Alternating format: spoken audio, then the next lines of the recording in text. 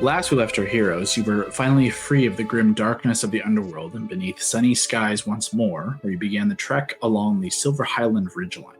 A half day of travel led you close to the peak before you decided to settle into camp. Before resting, you were able to decipher a few things about the various magical items you had come to find and decode a missive pulled from the Fae you fought in the Rhyme Sphere. After translating and deciphering the message, you found a call to action from a Fae archlord called Silgoth and a cryptic message to the Mothrin of the Pale Court to plant seeds, sow fear, and deliver harvest, alongside symbols for 3 presumed locations: Roots, Sanctuary, and Tower. This spawned theories and questions, but without further investigation and time, they will remain unanswered for now, and you found rest instead. As morning came, you continued the climb to the peak. Facing the challenge of steep walls and thinning air, you made your way, but found it shrouded in shadow and ash.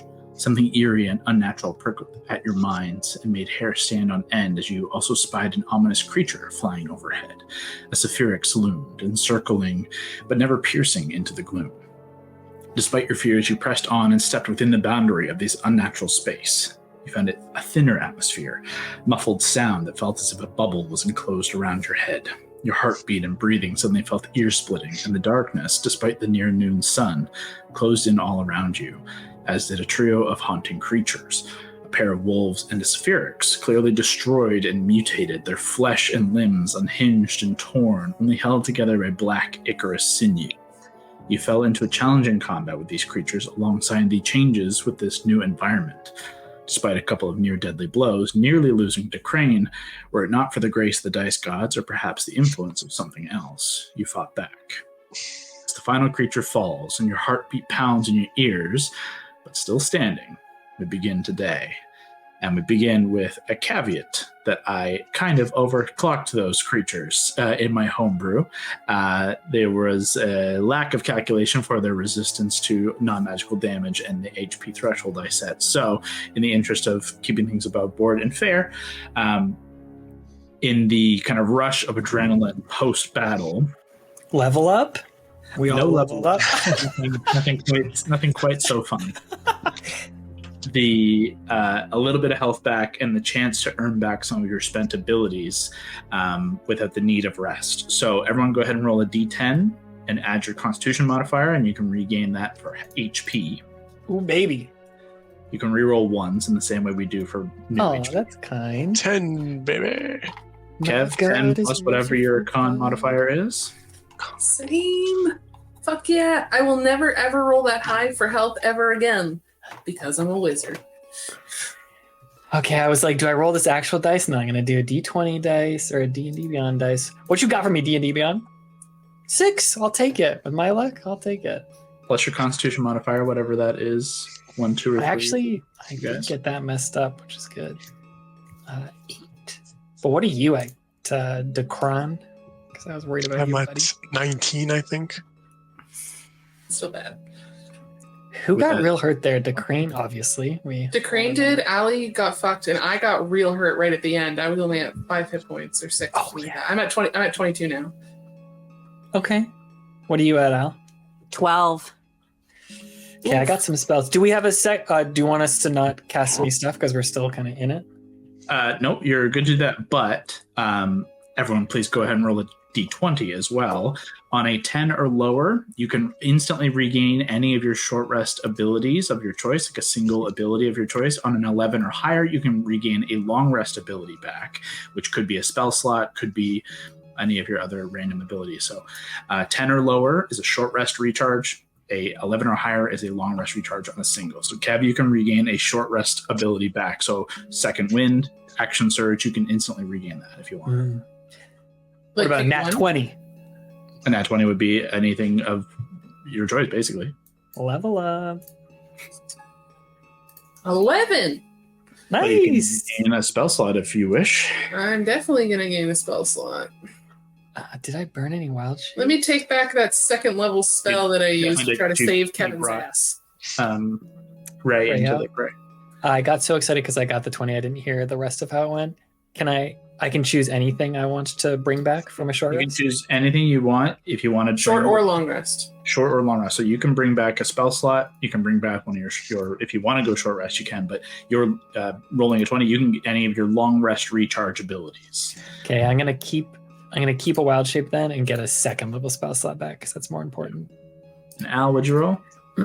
I got 18. Okay, Great. so you can do the same. So you can do a spell slot. You could do, which you did use, you used to 100 marker hex, if I'm not mistaken. So you could get one of those back.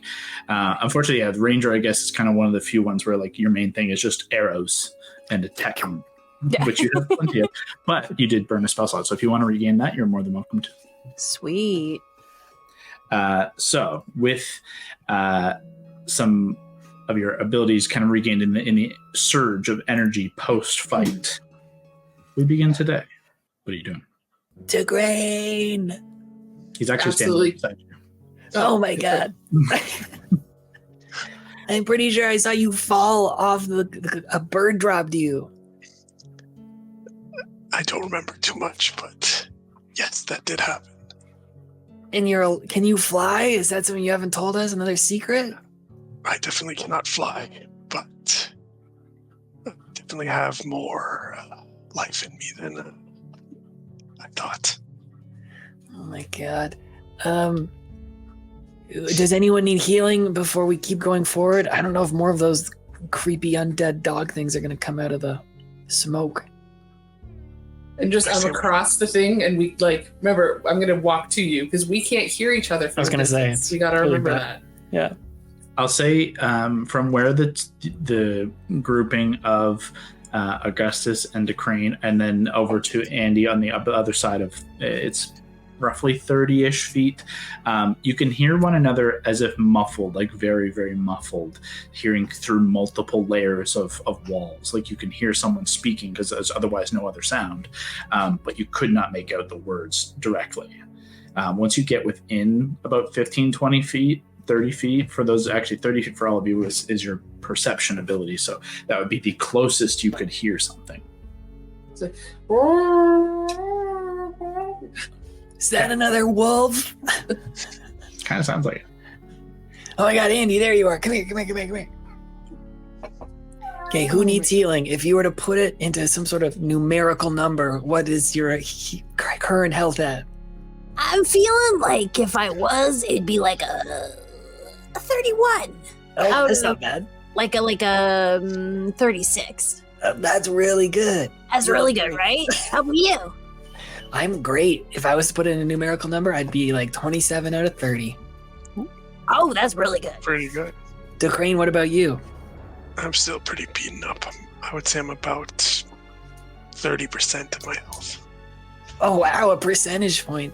Math was never a strong suit. What about you, Andy? I'm gonna heal you, Kev. Let me pull something up. I'm 11 shy. Scott, go ahead and roll 22 out of me a d20 plus your wisdom modifier. You got it. Oh, that's right. It's still hard to cast spells. 6 plus just my modifier, 5, Yeah. so 11. It's enough. You, though, as you go to cast, the words get caught in your throat like a bubble, and like you're almost unable to finish the casting before you like push through whatever this barrier is and finish the incantation, and are able to cast any of your healing spells. I'll cure wounds you, Kev. It's 3 plus 5 is 8. Bray will kind of buzz over to you and just tap your nose, so you get 8 back. I appreciate it. Because this is scary, I'm gonna give you another one. I'm feeling like you could use another one. I mean, I'm at 27 out of 42. That's not too Yeah, bad. you need one. You're our tank. You're gonna get dropped by more birds, dude. Another 8. Ooh, thank you. Shit, I've already used my healing hands today. I guess I should have. You gotta roll me another That's check fine. there. Oh, for that one? Okay. Each individual casting requires with a verbal component, requires a check. I wish I could stop a roll. How do I like not do the roll? Okay, ignore these deep. Oh, that's how you do it. 16. Yeah. So that was, you got that 8, Kev. It was just the 2 8s to you. Do you feel like you want one, Andy? What are you at out of I'm at 22 out of 33. It's 11 shy. It's just hard because we're all so low hit points that like one bad thing can kind of screw any of us up. We're just little babies. You know, I'm going to. I don't want you to use all your spells though. I have 1 first level and 2 seconds left, so I think I'll save them in jeez. case we need it. Yeah. Okay, we gotta keep going. Figure out what's up ahead. What's causing this weird ashy smoke? You guys want to be stealthy as we move forward here, so we can avoid any more wolves? Yeah. Thinking that might be wise. Okay, let's do it. I mean, we don't entirely know what it is we're facing up against anyway. I think taking our time might be best, and we all... That hurt. That was hard. That was really hard. Let's just communicate maybe a little bit, and maybe like not try to take on a giant flying thing all by ourselves, and then maybe not get hooked off the edge of a cliff. I didn't try and... Only one person did that. Were you trying to aim that at the group? Yeah. No, I was... Never mind. I'm just gonna... Oh, okay. Can anyone get a look at things we can't see from a distance, right, Kyle? Nothing... Okay. I was gonna see if anyone can see anything further, but we can't see anything, so it's not gonna work. Your visual range for DeCrane and Andy is about your dark vision range because everything in here is dim light. The bunnies, you are basically at like 15, 30 foot vision, like, and that's pushing it. Like it's essentially bad. Yeah, it's dim light all around. You're not seeing much of anything. So I mean, I can put up my light, but I'm a little. If we're trying to be stealthy, it might not work. Kind of a magnet. That's what happened last time. I used the light and then the wolves were right around us. Why don't we try and go without light and just get a little closer to the summit? Okay. Is there anything else anyone need to do to prep? Does anyone have any spells that are longer than a few minutes? No. I'm looking right now. The only thing I could think of is this is a concentration up to 10 minutes. We each have, Scott, in the rods, detect evil and good. Oh, cool. So it only lasts 10 minutes, but in theory we could like stack it where if one of us went first, it would let us know if undead, aberration, celestial, elemental, faith, or fiend is within 30 feet of us. So we could get like an early ping if something is sneaking up on us. Do you want to do it first, actually? Because I just got my rod. I don't really know how to use it right. Yeah, sure. Let's get in a little bit further. I was thinking, and then I'll clock it. See if we can see anything first. Because it's only 10 minutes, and if we have we don't know how much further we are to the summit right now. You're not sure. You know, you're not terribly far. You could see from your approach, like you're close to the summit. You're close to the peak. Because you could see like the edge of the mountain dropping away, but the actual summit, the actual peak itself is shrouded in this gloom. It's not. It might be 10 minutes the whole way across. Like it's not particularly massive. Okay, well then I'll cast it out of the rod. But the fact that you're going to be traveling slowly, obviously, picks up the speed, or the time extends the time. So. If you cast it now, it's 30-foot range of basically all the creature types. Mm-hmm. Do you want me to read the list again?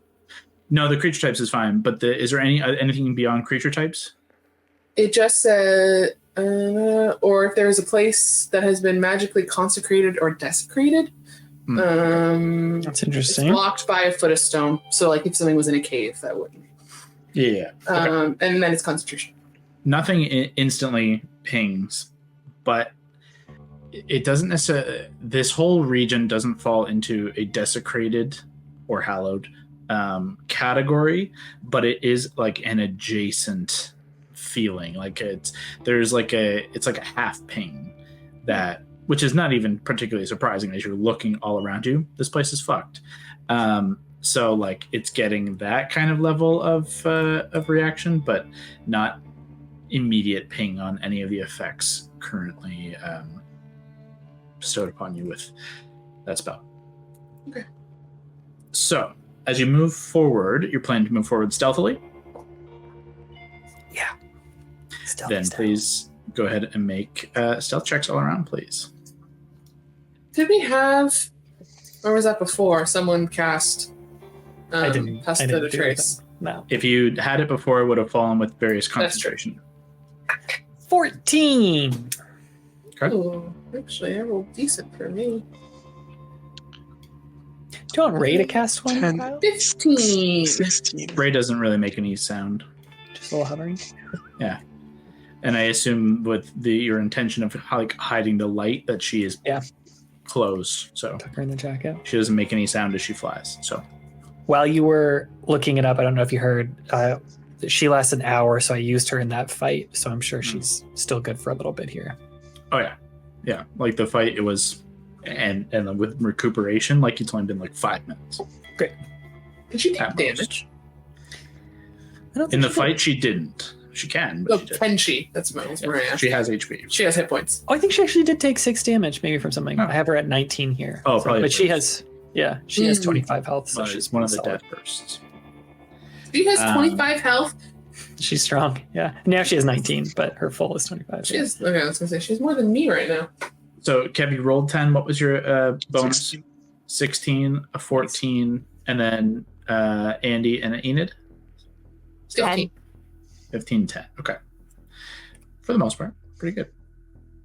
So, you begin to push further into this dead zone, or easy associated terms.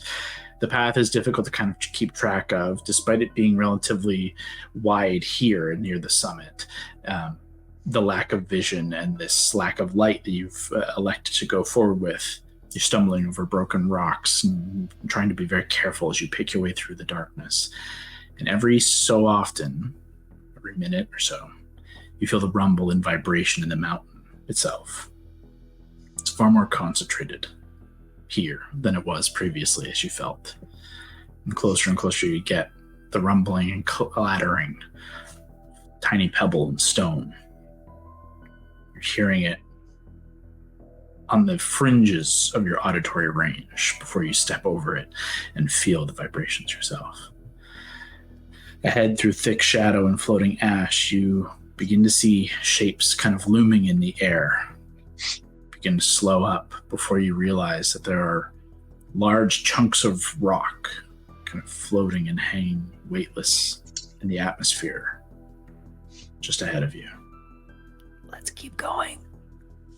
Can I, not too boisterously, but take a tiny hop where we are now, just to see how far off the ground I go? You go, like, obviously you specifically didn't say you were, like, trying to go really high. Easily, like, twice as far than you thought you would have on a tiny hop. So I'll just, like, put my hand to my lips to stay quiet, but, like, point at the ground and be like, whoa. Another minute, 2 minutes, you begin to step closer and closer.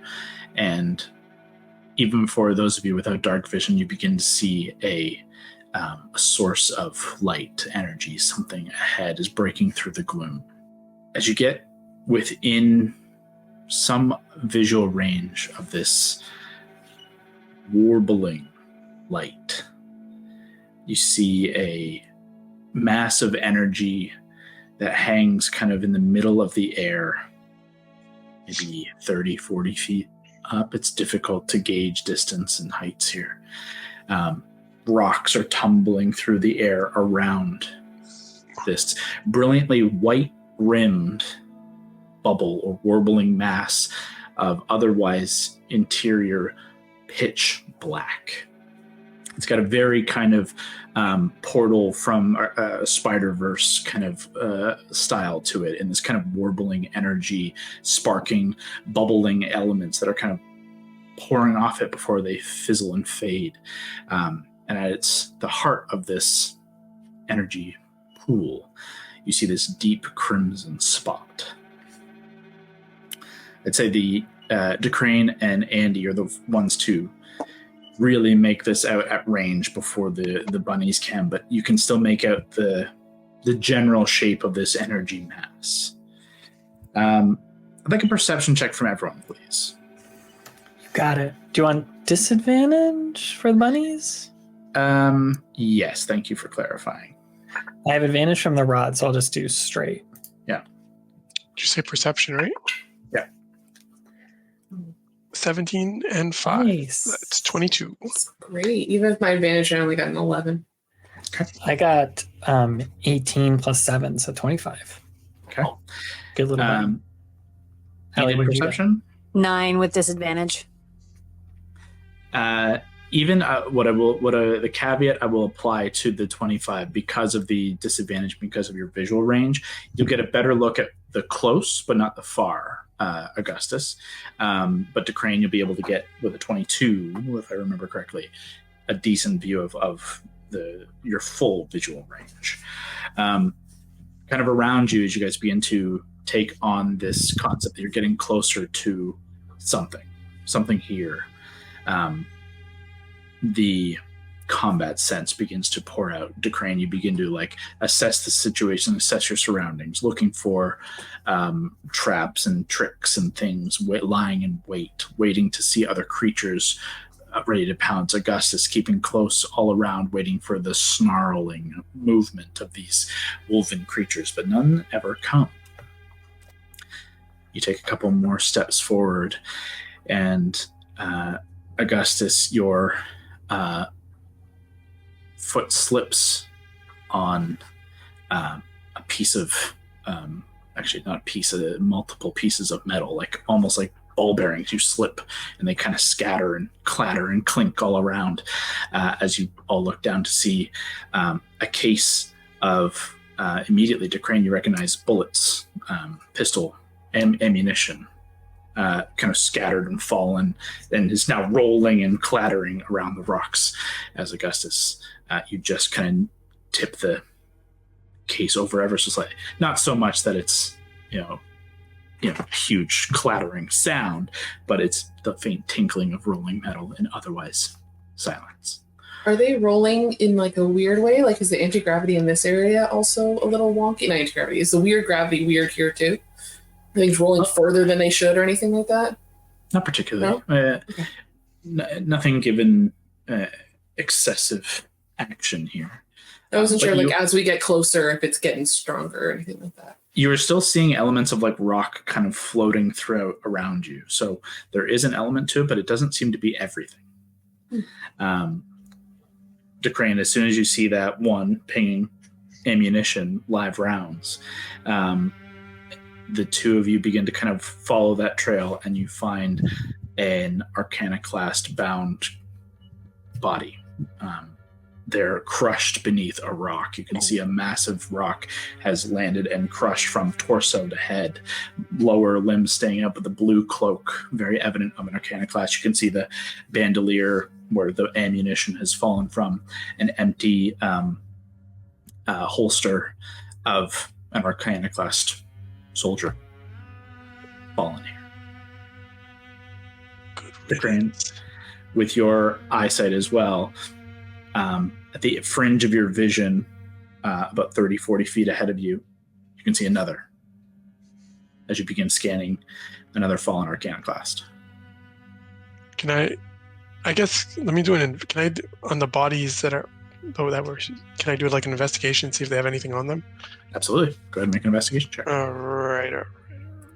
Let's see. Oh, that's great. A 2. You're muted, Scott. Such an amateur move. 2 and a 0. 2 and 0. Were you trying to give advantage? Is that what you were trying to say? No, actually, I was going to do a medicine check to see if they had been in combat before being crushed to death. You can roll that as well. Decrane, even with a 2, the bullets that you find on the ground are still salvageable. Those are already instantly found, so you can add 8 bullets. You can add 8 ammunition to your pack. The bandolier is otherwise empty, as is the holster, so there's no additional pistol. And the armor and other accoutrement of this soldier is completely sundered. Medicine check? 14. 14. It's difficult to tell based on the status of the body. But what you can gather with the medicine check combined with your general kind of common sense of of the world and of the natural order. This rock didn't just, it's not like there's a big cliff that this fell off of. This rock would have been hurled or otherwise somehow found its way on top of this figure. There's no spot for it to easily have fallen from nearby. Yeah, for two of them, it's not a coincidence. But like both were crushed, right? The other doesn't appear to be crushed in the same way and like pinned beneath a rock, but it would require a secondary check to both investigate and medicine check this other one if you want. I can medicine Kev, if you want to, Kev, if you want to investigate this secondary body, you can do this. Sure. 17 this time for my medicine. Oh, not 20. That's better. Good job, Kev. As you guys begin to pick your and it's like I say, it's about another 30, 40 feet ahead. You have to kind of pick your way through this oddly silent battlefield. The further and further you step, that silence begins to have a faint underlying tone to it. Just a faint ringing. Not like rumble, more like ring? Like your ears are whining, kind of ringing sound. Very faint, but for all of you being highly perceptive characters, it's a notable shift. As you make your way over to the second body, this one does not appear to have been pinned and crushed, but it definitely bears signs of battle. Its hand is still holding in its death grip on a pistol. With a nat 20, the pistol is fully loaded. So you gain a secondary Star Wheel pistol with another 4 rounds that are fully still loaded within it. Notably, the nat 20, you note there are 3 empty kind of quick reloads. So there's like reload, basically 4 casings of bullets that can be quickly popped out and slammed in for a quick reload of 4. But they've been used. So this creature has this Arcana class soldier has fired 8 previous shots in combat in various states. Jesus.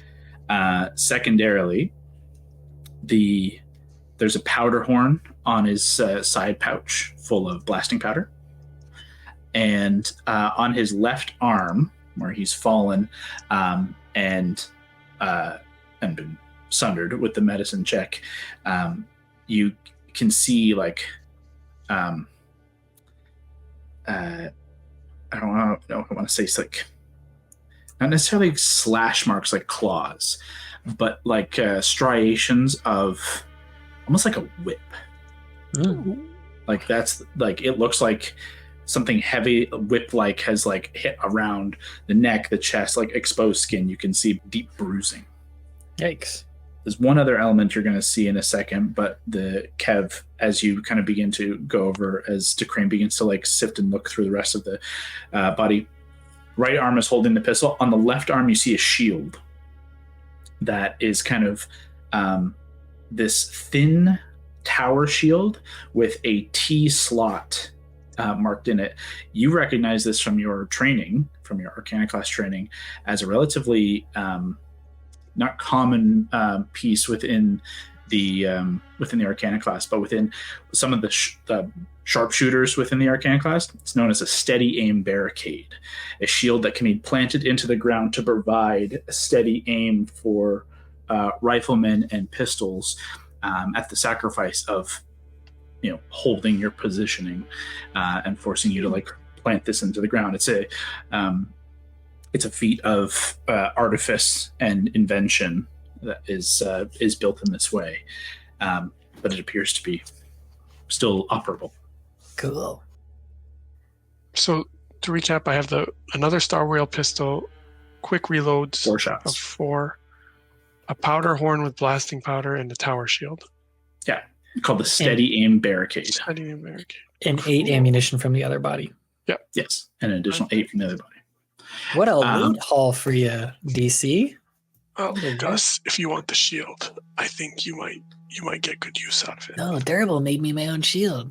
Yes. Also, it's very specifically made for people to use with a gun. So I will steal it if I need to shoot precisely, but for protection, I think this will do you well. Scott can't use it. It's metal. He also has his own shield, which is better than this one. Durable worked day and night, on my shield. It would be disrespectful.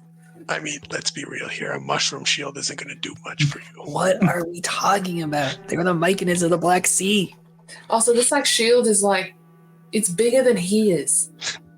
Yeah. So no one will hit him. They'll even know. Won't even know he's there. How is he going to carry it? Well, this was made for you. Maybe right. Enid could try and shoot an arrow through the little gun slot. It's pretty crazy. Possible. I think you should hold on to it. You're the second biggest person here. Yes, I can do that. The last note that you gather from your various roles, Augustus, as you kind of go to stand, and DeCrane is now pulling away at the elements. Andy and Enid, as you guys kind of come to meet up here, Andy, the trigger of your spell begins to alight. You step within the range of aberrant presence and profound evil. Augustus, at the last moment, as you guys go to stand, with the elements pulled away from the body, you watch as it kind of falls open a little bit as the shield pulls off its arm and the pistol is pulled where it is otherwise rigid. You see the arm has separated from the shoulder joint, and beneath the jacket is probably pretty heavily severed. And you can see there's a tear in the jacket. And you watch a black ichor begin to kind of seep in and stitch the arm back together. And the jaw that was kind of hanging open, you watch black begin to pour out like tentacles, and its eyes open in blackness, and it begins to rise before you. The aberrant force begins to pick up at this body, at the body behind you. And within 30 feet, another source ahead. And you are just outside of the range, but it is so powerful it still picks up. The warbling mass is becoming a heavily concentrated, incredibly evil aberrant forces. I need you all to roll initiative. Oh no. As the aberrant creature beneath you, DeCrane, begins to rise up in this undead zombie-esque kind of form, you see the familiar black ichor sinew kind of pulling the body parts back together, reanimating. You watch beneath the flesh, it begins to it's puppeting the body, and you can see tendrils beneath beginning to twist under the neck skin to pull the head back into place before a mouth of black tendrils pours forth. One of the eyes is pushed out by another black tendril, all kind of trying to reach towards you. But it is still prone as it and the one behind who was crushed begins to try and pull themselves up. You have first initiative. Well, I think the best thing to do is to fire. I'm going to pull out the pistol. Yeah, buddy. So you have advantage because it's prone and disadvantage because you're in close range for a straight roll. Okay, straight. Either that or if you use something else, you'll have advantage on it. If you just hit down on him with a sword or something, you'll have advantage. But it is cool. But it's not as cool. Actually, you know what? Let me go. Let me go with the scimitar, because then I'll get a bonus at least. Okay. So you stow the pistol and quickly draw the double blades to stab down in. You do have advantage in melee here. As I will also just quickly point out the positioning. Obviously, Enid, Andy, Augustus, and Ray, DeCrane. This is the creature you've been investigating. Beneath this rock here is the second creature. Andy, you're the only one to detect another presence on top of this rock, and this central presence, and this kind of representing the warbling mass of energy currently right there. But as of now, no one else is detecting any activity there beyond just the warbling of energy. As Decrane, you're able to take your first attack. Rolled a 12. Is that with advantage or your first roll? First roll. Okay. Second roll, a 9. The 12. 4, so 16. Yeah, that'll hit. Go ahead and roll damage. And that comes out to a 7. 7 plus 2 for 9. Mm-hmm. As you stab down, you again note the lack of care for your non-magical weaponry, dealing half as much damage. And I'll go with a bonus now. Go ahead. And the roll is 17. That'll hit, but you still have advantage, so go ahead and see if you can crit on the secondary strike. 6. Nope, but you still hit, so go ahead and roll damage. And that comes out to a 2 plus 2, Okay. 4. Well, just the 2 points All right. on the bonus attack. You don't add your dexterity or without having the 2-weapon fighting feature. So about 2 points, 1 point. You watch as you're stabbing down into the creature, trying to pin it to the ground. Where you cut through, that black sinew and ichor just immediately begins to fill the vacuous void and stitch the body back together as it pulls itself up into this puppeting spawn. That's your action. Bonus action. Do you hold or move? I hold. You stay. As you hold your position, takes us to the initiative count 20. The warbling energy you watch begin to brighten, and all around you, the quaking beneath your feet begins to... You feel the rumble of the earth. Everything begins to shift and move. I need all of you to make strength saving throws. Not my specialty. Every time But you it's say, like and now we get to the 20. nice. Oh, -1. Every time you say, and now we get to initiative count 20, we all know it's that. I know, it's scary news. Call them out. Not 20, but 19. 15. 17. I need to Strength. crane a strength save. I also need one for Ray in this case. Oh, sure. 1. Oh, Great. God. 5. Okay. So, Decrane, after stabbing down, and Augustus, you feel Ray just pulled from beneath your jacket as the energy around literally pulls you forward towards this. What you come to find as you stand 1 feet are pulled right to the edge of a chasm that just drops down into nothingness so far beneath you. You watch and look down, and you can see just like debris and like the rock is clearly being pulled up and out, and like is flying up and out as if it is excavating, and then is all this rock is being held aloft somehow, still in this weird environment.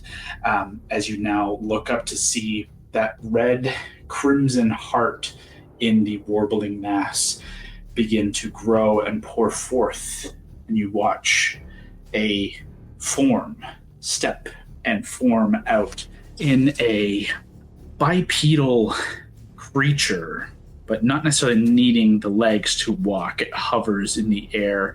You see tendrils, all the black sinew and ichor that you've seen beneath the flesh of these creatures, of these wolves and spherics.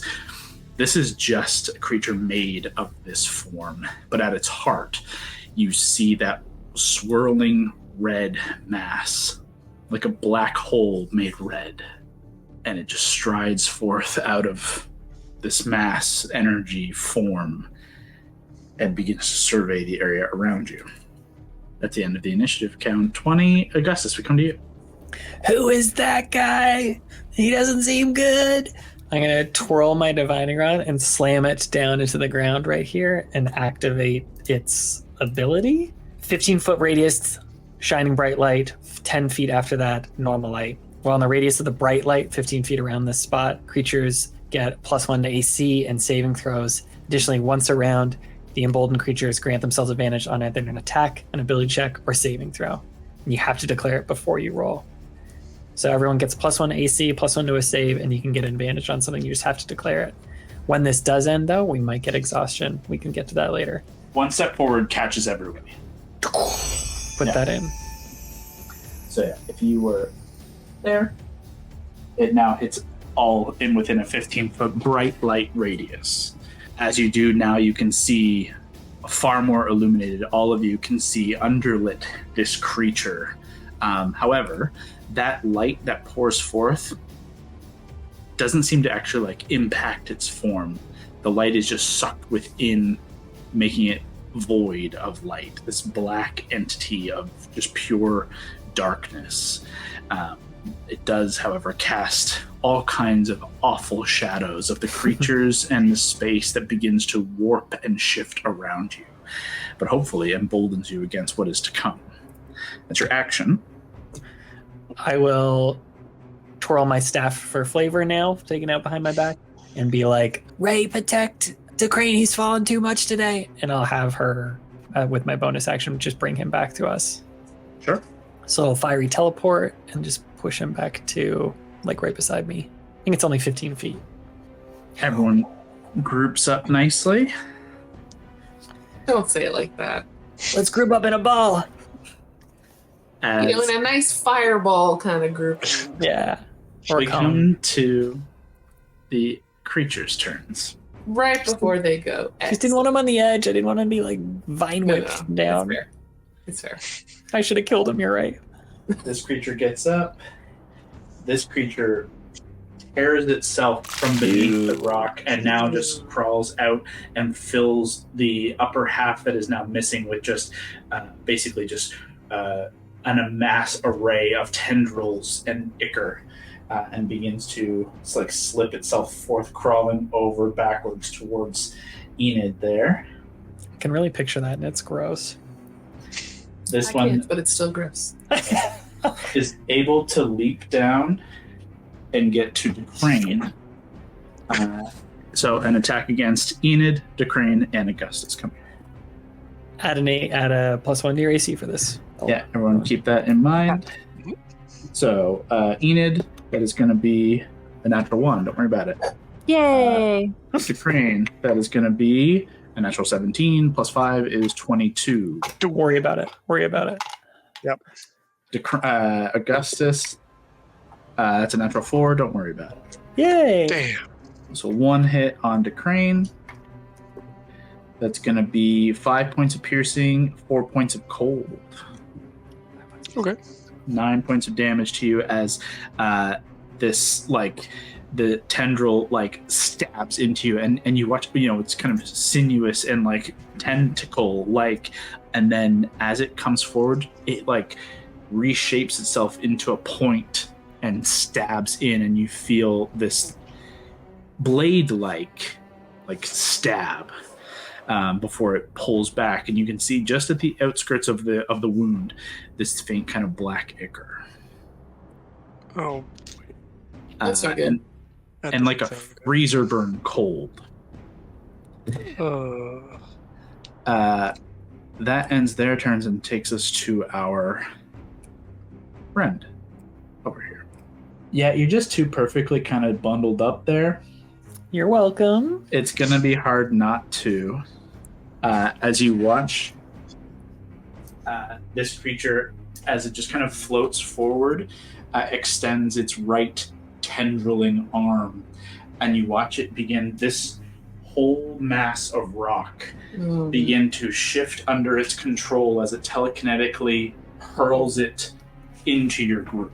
Oh boy. It will hit some of the bad guys as well, which I'm okay with. I need all of you to make dexterity saving throws for me.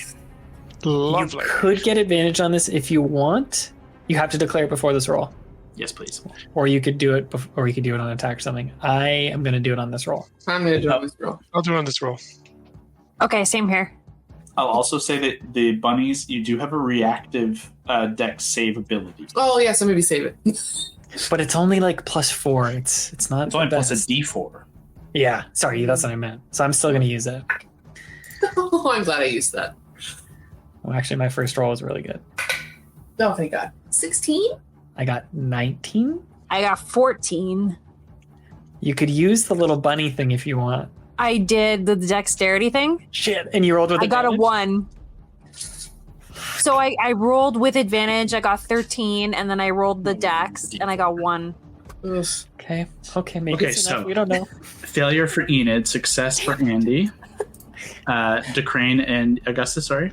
I rolled a 1 first roll, Oh, but I set the advantage, so 15. Nice. 19 You're for in me. clear, and a 19, and I need Ray as well. Oh, little Ray. Oh, what your saves are. If it makes you feel better, one of the bad guys rolled a 1 as well. that's Okay. great. He can get squished. It'll be okay. It's not magical damage. I'm going to use Ray's advantage on this. It didn't help. She got the same roll. She got like the 8.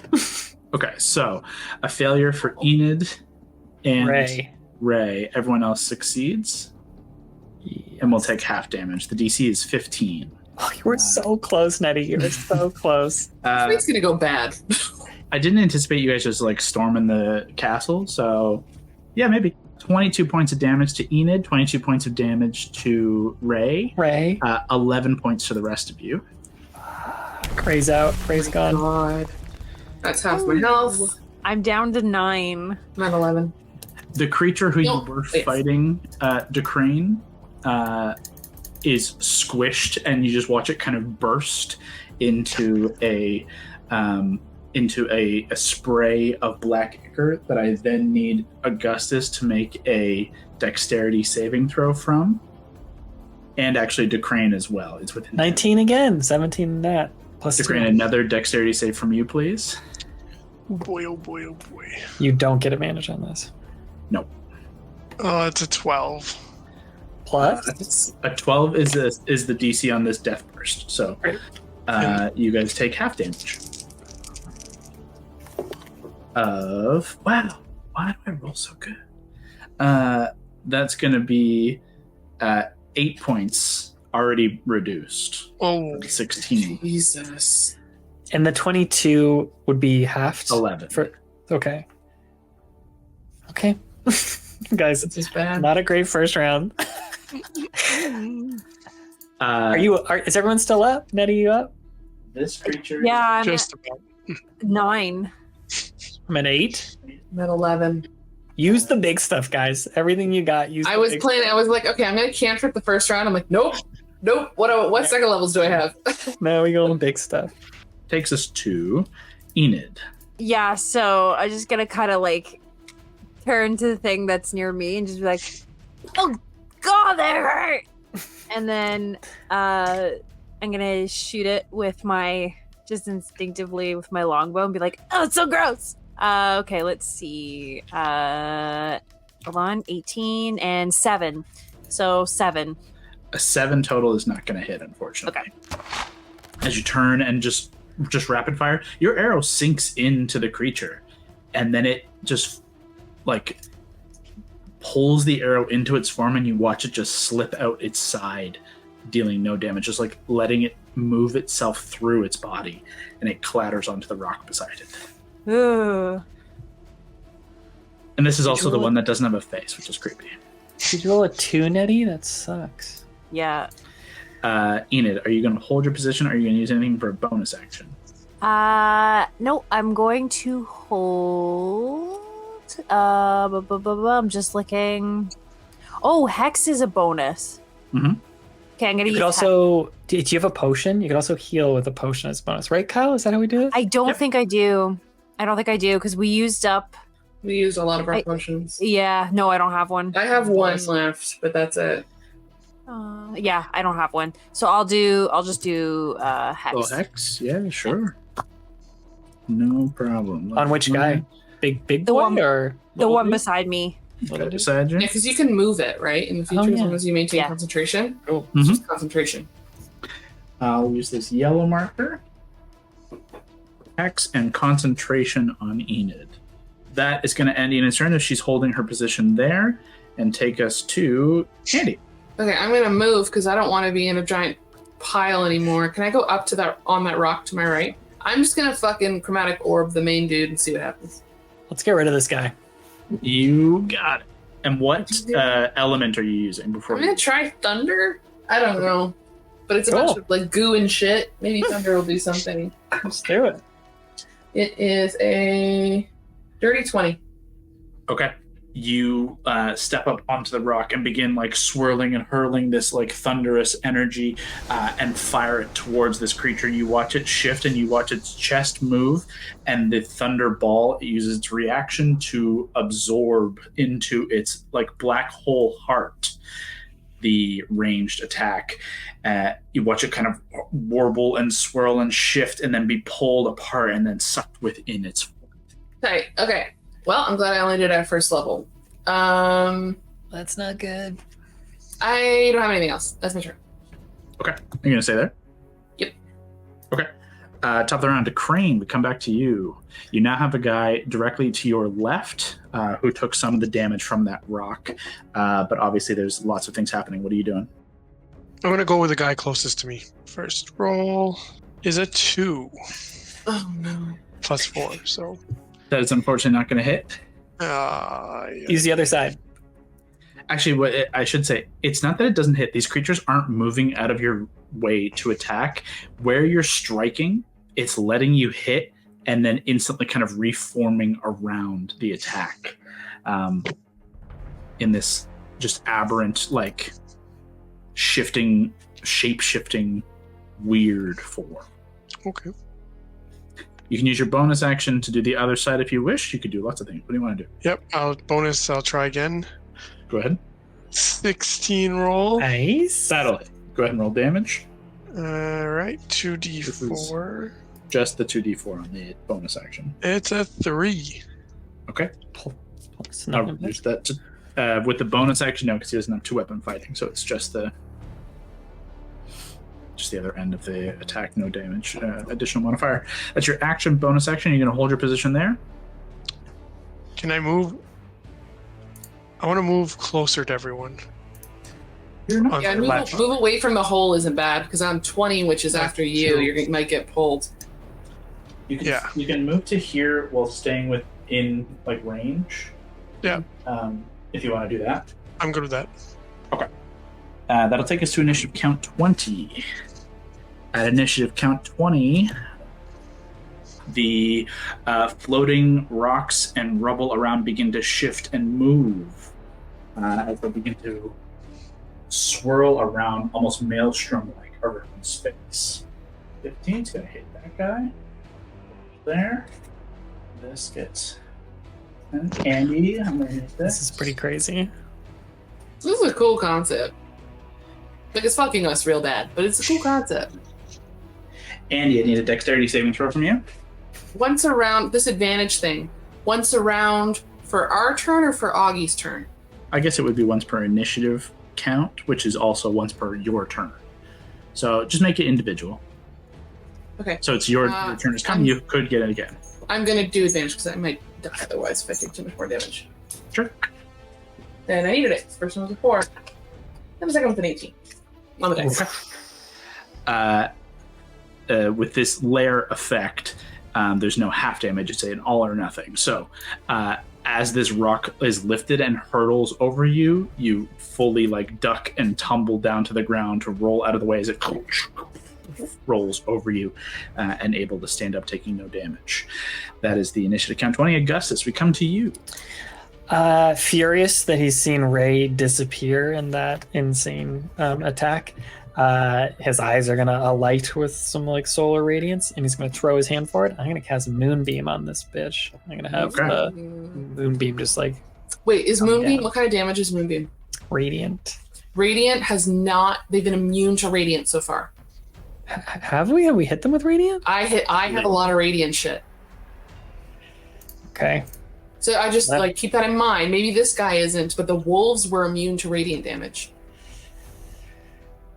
I don't know if I know that, and I already said I did it, so I'm just gonna do it. Yeah, I'm just not that smart.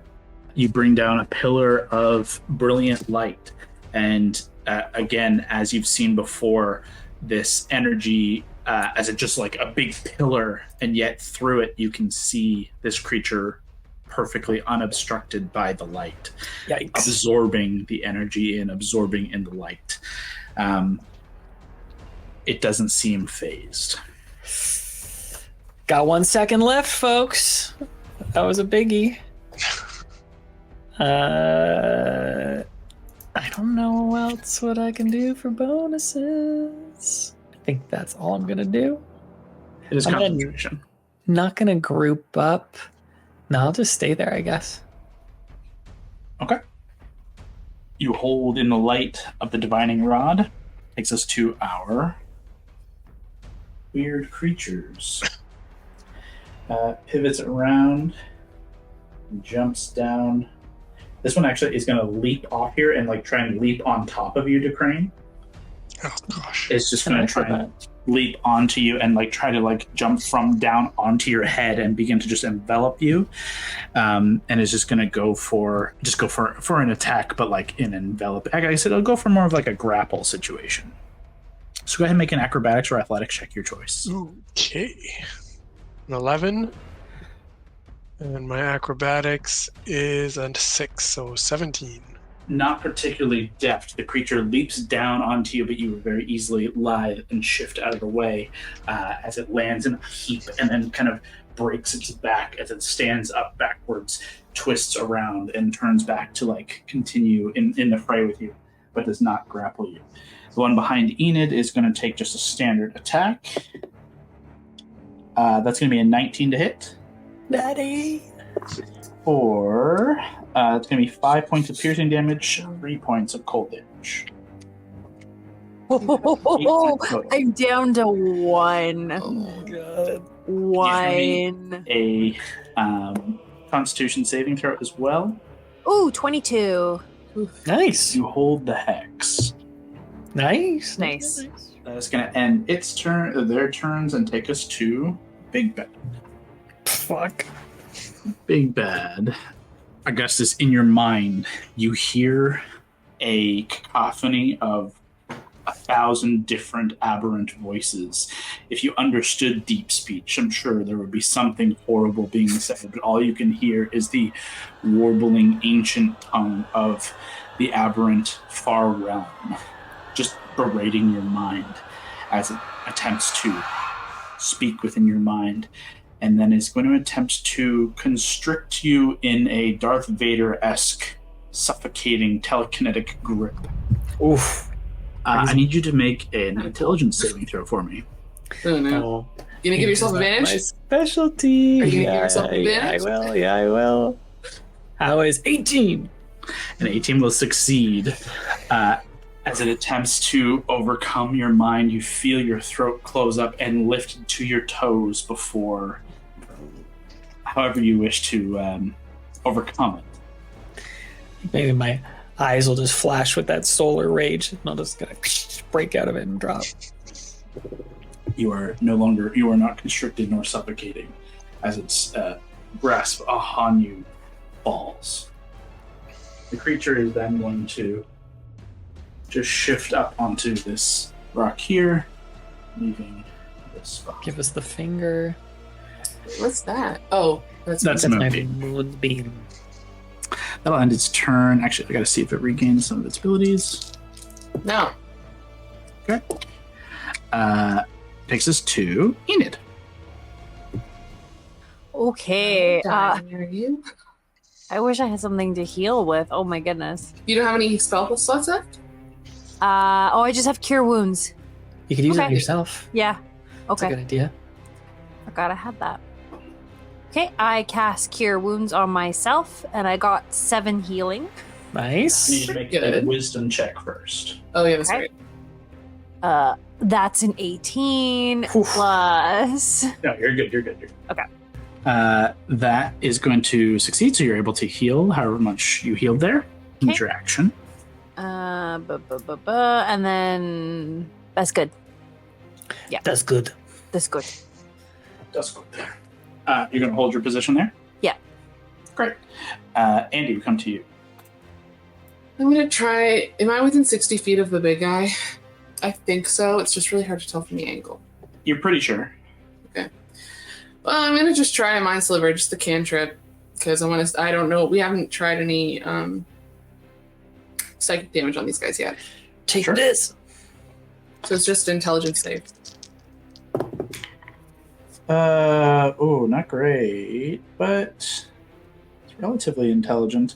It's a 14. Oh, that is the DC. So nothing happened. It's turn 2 in a row of nothing happening. No damage to this guy. Make it fail. I need to save that for something more important. Yeah. I only have one left. No, I'm gonna stay there. That's my turn. Okay. Top of the round to Crane. We come back to you. A note. This has gotten a little muddy. Crane, bad guy. Enid, bad guy.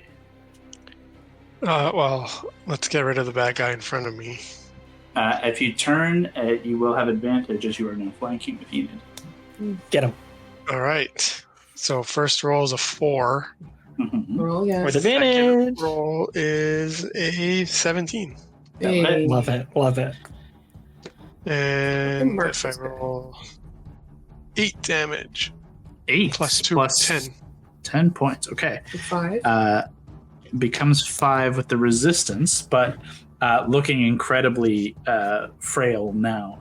You cut it down, and it does not quite pull itself back together. If you're able to hit again, you will certainly destroy this creature. Oh, well, let's finish him off.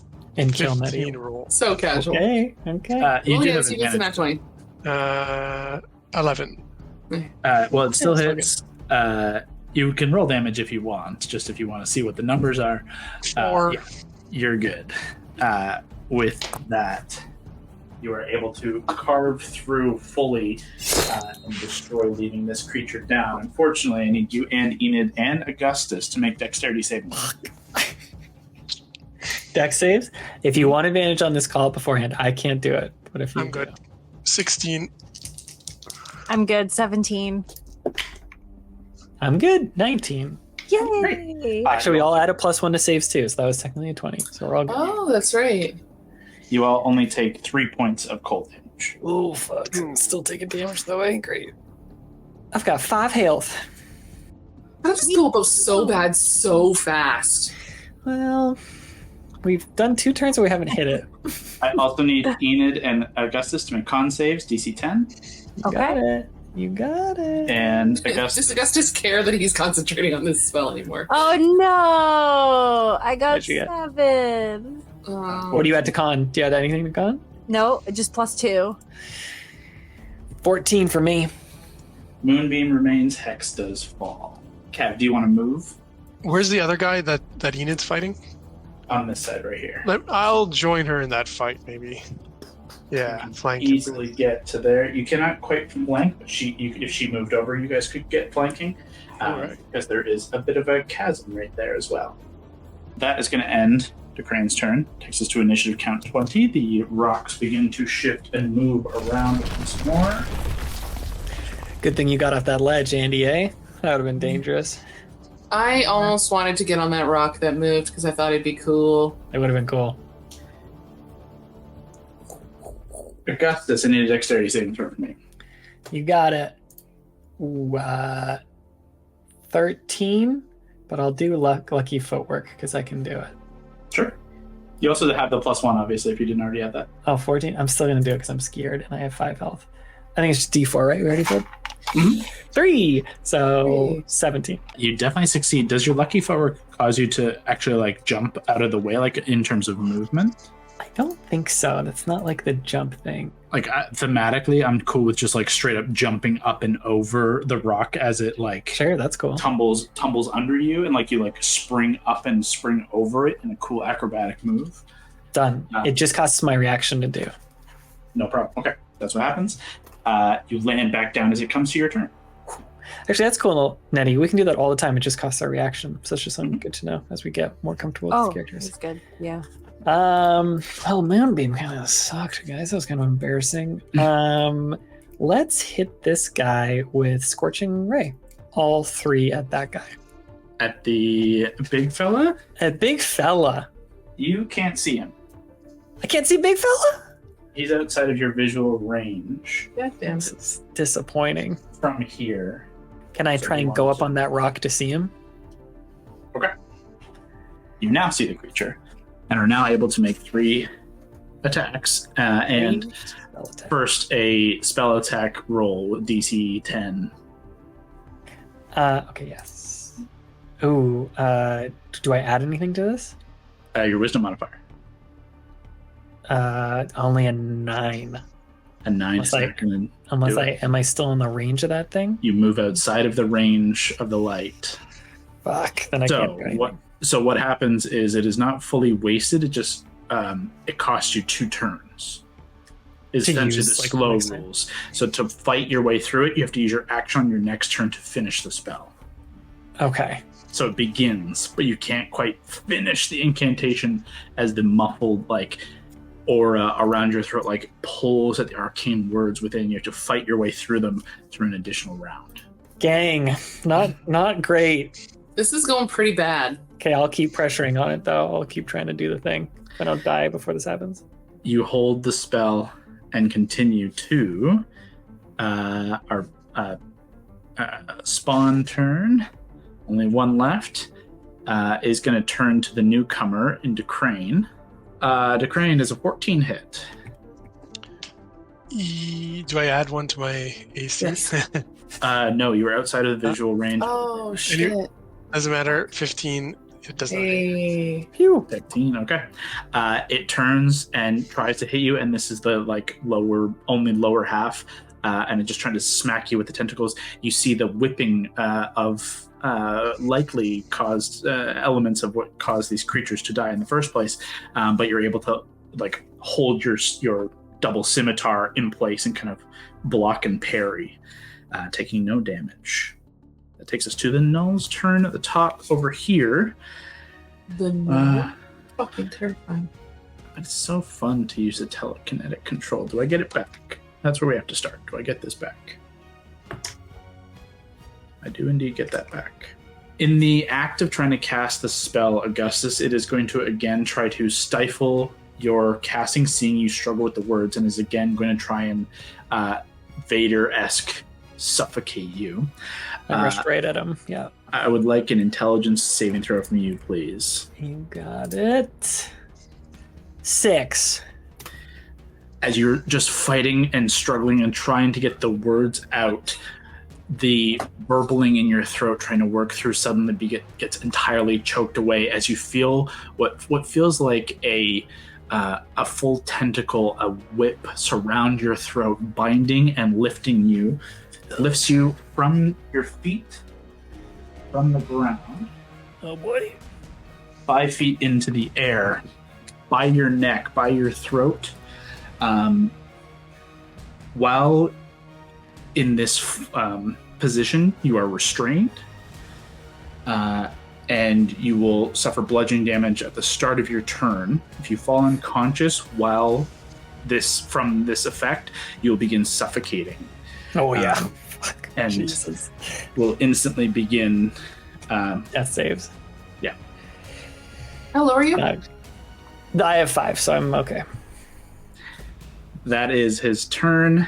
As actually, just for the pure, Oh god, he got right up in my grill. just hovers down, and you can see the extended arm. You can see it making the tendril wrapping motion, but is not touching you with it, just letting you know that it can do it from afar, but gets right up into your face. You feel an intense gravitational surge and pull within it. Your entire all the hair of your face, your body is lifted and pulled down. If you had breath left to give, it would be sucked from you into the heart, this dark black hole in the chest of this aberrant creature. My little ear is getting blown towards it.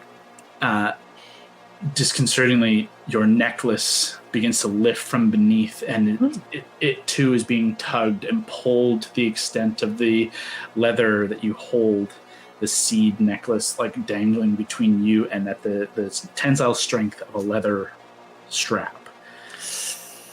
Not great. That is going to end its turn. Take us to Enid. Oh my. I think I have to do cure wounds again. Sure. Just Before you roll, I need you to make a wisdom check for me, a d20 plus your wisdom modifier, to see if you're able to get through the casting of the spell. 16 plus 3. Totally fine. Go ahead and roll healing. Okay. 7 again. Great. Nettie, I can pitch you something. That's your action, but yes, go ahead. If you use your bonus action to do a rabbit hop, it doesn't provoke an attack of opportunity, and you could jump away from this guy and then move away so that if Kev kills him, he doesn't splash on you and hurt you. Okay. I will GTFO. Yes. In which direction are you hoping to jump? I mean, the little rod of light is good. Maybe. Yeah. Go towards my pyramid of hope. What is the range that you can jump, by the way? The range is... Where did it go? I forget what page.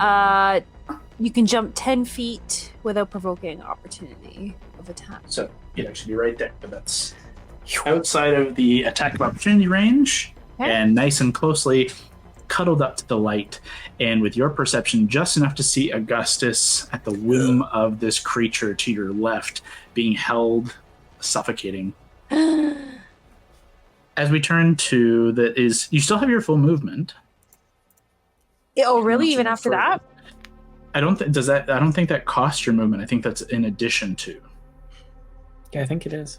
How far am I from Augie? Can I get within range of, like, if he falls down, I can... You can get right underneath him. Unfortunately, you are too short to, like, reach him.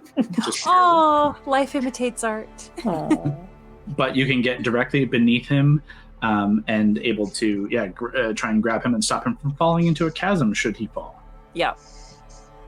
Okay. As you rush forward, that is going to be the end of Ina's turn. Andy, we come to you, to Crane on deck. Well, literally none of my spells have done any damage to this guy. So I'm going to try to... I don't know how it works with telekinesis, but I'm going to try to vortex warp Augie out of there. Sure. Intelligence check first. 15. Yep. It's only a DC 10. And then it's a save, but Augie, you can choose to fail it.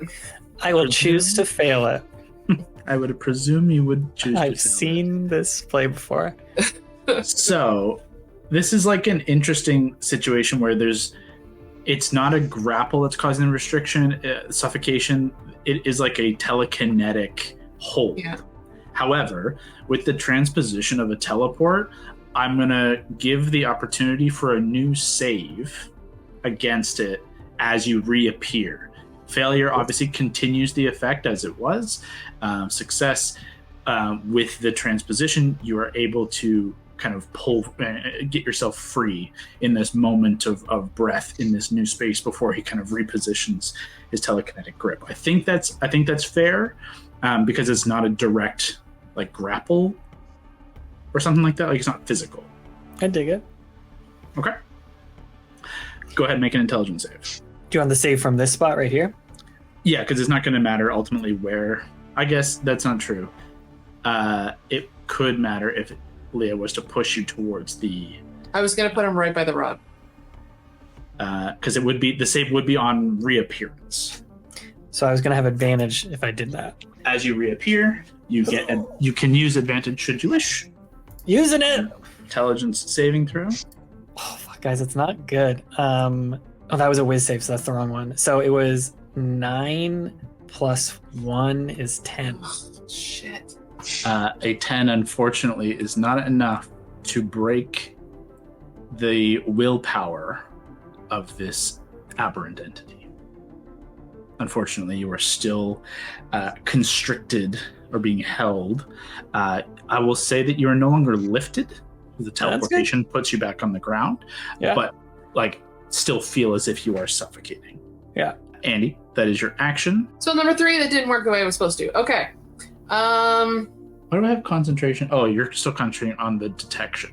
Sorry. Yeah, but I just haven't casted any of concentration spells. I don't know if it's still useful. Hey, anything interesting happening with that spell while it's up? No. Great. Everything looks exactly the same. Worth the ask. Uh-huh. The aberrant creatures are indeed aberrant. I really don't want to move. You know what? Actually, no, sorry. Nothing new. Great. Okay, that's it. Ending Andy's turn, top of the round to Crane. We come to you, still in melee with the final of these kind of spawn creatures, who definitely looks hurt. what I want to do with either one or both of the actions is when I stab him or her, I want to then push them into that chasm. Okay. There is a push action that can be taken as an attack. So I'm fine with you flavoring it using your weapon. All right. So positioning yourself there, it is an athletics check versus its athletics or acrobatics. It's essentially the same as a grapple, but instead of grappling, you're pushing them, and which they will fall into this chasm, which you look down like it's not a perpetual chasm, but it's enough that they won't be able to get out as far as you understand. Right, and roll a d20. Yeah, so it's athletics for you, and it will be athletics for them as well. All right. So what do we Acrobatics. draw? We show at the same time, or you? Draw. 20. I rolled pretty good on this side, actually. It was an 18, but Well, that is good. Whoa. a nat 20 does succeed, Doesn't and feel natty. the tip of your scimitar thrust them backwards, and they slip out of sight, Nice. scrambling down into the chasm. They will suffer some fall damage for that as well. Rest in peace. It's the least that I can say, I guess. Crane, you hear as it like slams and hits into these various pieces, a kind of a as it bursts. That is your Damn. action. You still have your bonus action, you still have movement, you still have things you can do. There's now a lone target on the field. I guess this is suffocating. Is there anything else you're doing with your turn, or is it the end of your turn? Well, I mean, I'm thinking with a bonus, I can't like deliver a potion or anything like that, right? No, that would be a full action to deliver a potion. I mean, if he's suffocating, can I do something with the bonus to clear it? Like So Heimlich maneuver, stick my what you fingers can up do, nostrils. it costs an action, though. You can give the help action on anyone to aid any kind of action that you're trying to do. It is an action you take as help. However, it is an action. Only some classes and some abilities can turn that into a bonus. Unfortunately, none of you have that ability. Okay. Well, then I guess my most useful presence will be to confront the final. Use So I'll your, go- use your. What does your coolest shield do? Does it have a bonus action thing? Or second wind. Do you got that back? I have second wind back, yes. Get some Is health. that what you took from your rest Yeah. recharge? Actually, yeah, I'll do that because I do need some health, so why not? Mhm. Boost a baby. D10 plus 4. D10 plus 4, let me do that. D10 plus 4 is a 7. Nice. So you Nice. deal 11. So, and then did you say you wanted to move closer or further from the creature? Closer. Got it. How close? To the limit of firing range. Your limit of firing range is You're fine. like, is it 60 feet with your pistol? No, like as close as I can get to be without a disadvantage. You're fine. Oh, then, yeah, that's fine. You're good wherever. Your pistol range is pretty far. I don't remember what the lowest increment is, but as far as I can remember, you're easily within range right here. All right, I'll take that. Okay, that's going to end Crane's turn. Take us to the initiative count 20. Our rocks are Unit, gonna don't fall in a shift. hole. You're going to shift and move. These rocks are all way too big for me to catapult.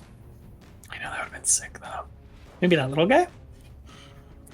They're more than 5 pounds. Hmm. Only 5 pounds. It's not very high. They're big This enough one- to squish a man, then This one would impact Enid. But given she's not here, I'm going to wait and see if she returns before her turn. Otherwise, I'll just say she's short enough for it to fly over her head. great. Augustus, we do come to your turn. At the top of your turn, you suffer... Nope, that's the wrong dice. You suffer 1 point of damage. Bing. As you are suffocating. Start your turn, you take that damage. If you fall unconscious, you are suffocating. You can use your action to try and break free, if you wish. Can I complete my spell? So, this is the difficult part. You can't speak fully in this mode. So you're already struggling to finish the spell.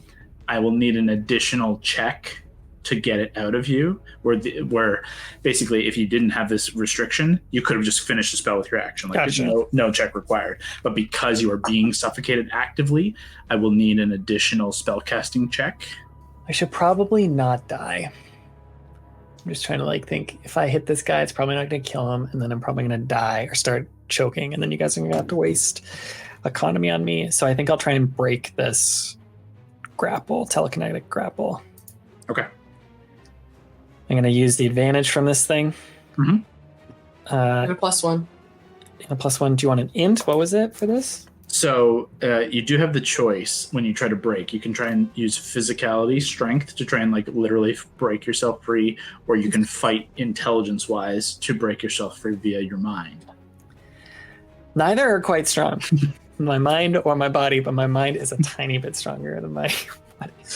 Tiny bit less shit. Let's do it. Okay, that's the first one. That's the second one. How is 16? A 16 is enough to break free of the restriction. You are, you feel yourself drop ever so slightly, and air, thin as it is, return to your lungs.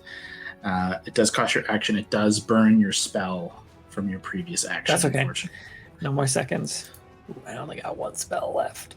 So I think bonus action, I don't got a whole lot. I might just be chilling. Maybe, but I want to see Nettie still. I'll just stay there. I'm just gasping for breath on the ground. Okay. That ends Augustus's turn. These guys are all dead. That takes us to Big Bad. Okay. Do you get this ability back? No, you don't. No telekinesis back. That's a little sad. No, it's not. Just a little sad. But given Enid's proximity, is going to attack Enid. Have we hit this guy? Have we hit him with any damage? Nope. You watch as the kind of tendril energy and like this sinew, kind of venom-esque sinew and ichor that surrounds his form extends into just lash and whips, and it just 2 attacks. Okay, the first is an 18. The second is only a 13. Sweet, 1 hits. Okay, so 1 hit. That is going to be... You're good, Nettie. You're good. That is going to be 6 points of bludgeoning damage. Okay. And an additional 4 points of psychic damage. Okay. I am down to 2. Okay. My sister's good. She good. It's right where she wants to be. Oh. As it hits you but doesn't seem to find purchase, doesn't put you down, it's going to shift away and just go back. This guy sucks. Do I get an attack of opportunity with it doing that or no? You do. Come on. Get him, Nettie. Someone get some damage on this motherfucker. It would have to be with your... It have to be melee, right? Yes, it has to be a melee attack. Okay, hold on. But I mean, it's the same roll. Same roll, though. Same roll. Okay, so 23. Yeah, 23 definitely hits. Yeah. Definitely. Okay. So that Are you going to do anything? Or does it have to be on your turn? 6 piercing damage. Plus dreadful strikes, if we're adding that. Which is... Come on. 3 on top of that. Great. Okay. As it like shifts away from you, you watch its whole form begin to kind of like shift, almost like phasing ever so slightly. And where you cut through, again, it doesn't deal quite as much damage, but you do see, especially the psychic element of your attack, kind of like it quivers in response as it like hovers and shifts over to its position, back within the aura of Moonbeam, if that's still up. Yep. Have you been taking con saves? If make one more, because I don't think you did one from the last suffocating damage, even though it's only 1 point. It's only a DC 10. Oh, 17 soon. Yep, still up. Allie, one more thing for you, because there's so much with your little when you hit. You can give this guy favored foe, no action required, just if you hit someone. So you could add another d4 to this kid if you wanted to. Ooh. You get 2 of those a long rest, yeah. So that would be 4 then. Sure. I just got 4. As that, I believe, if I'm not mistaken, is just weapon damage in addition. It is also happened. But still, 2 further damage from the Take everything. Okay, yeah, you're the only one who's hurt him so far. Oh no! I'll just kind of yell at him too and go, "Hey, ugly, where do you think you're going?" Nice. In response, your brain is just overwhelmed with this cacophony of 100 voices, all screaming and whispering in aberrant tone. Great. That ends its turn. Enid's reaction. Enid's turn.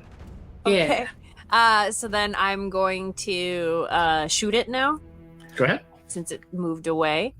If you go for it, I don't. Yeah, no, go ahead. No, exactly. If you move closer to the triangle, I think you get advantage if you want on it.